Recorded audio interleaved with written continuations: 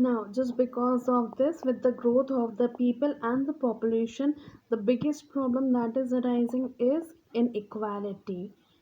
The resources are being distributed in the world. Why? Because the poorer countries are getting less and the developed world is using more and more. The consequences of inequality is poverty. Why?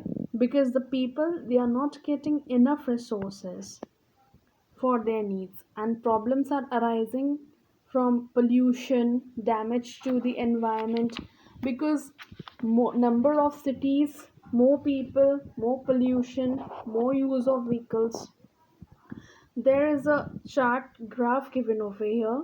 20% of the world population, the 20% of the world population is consuming 80% of the natural resources of the earth. So definitely it is the loss. For example, if there are 10 members in a family, okay, and two people are eating the food grains, the food articles for 8 people, if there is, the people are having a good diet and they are eating the food of 8 people, only the 2 people are eating the food for 8 people, then definitely there is a loss for the family. Now, till recently, how was our planet? Our planet was a large world where all life through interdependent and the things were connected.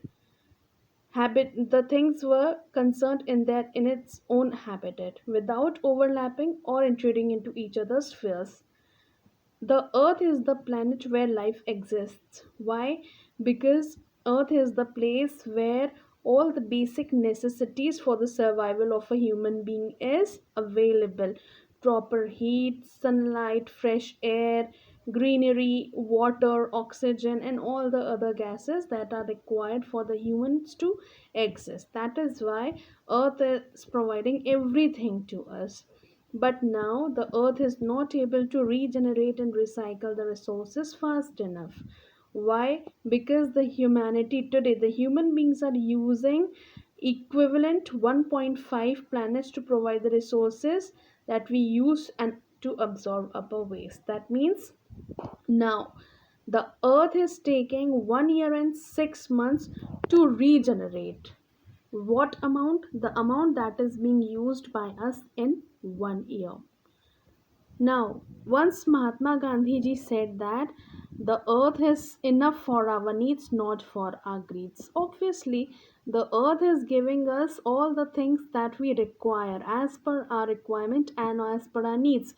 Because needs can be satisfied, but greed cannot be satisfied.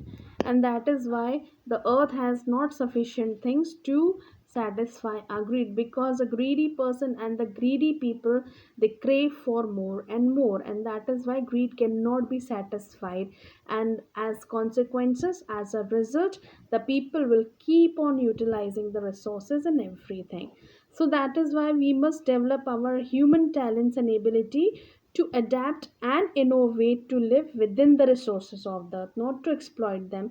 And it is a duty of each and every responsible person, each and every individual, to use the resources in limitation. Government and all the people should consciously work towards this goal. Okay, so it begins from our own home, and it depends on us how we use the energy in our home, like what we are eating, how we are traveling, and how much we are producing the garbage. Okay, so it depends on completely, it is the concern of the human beings to protect the life cycle, to protect the web chain of the world and ecological systems that sustain us. So, in all, it is we human beings who can save the things.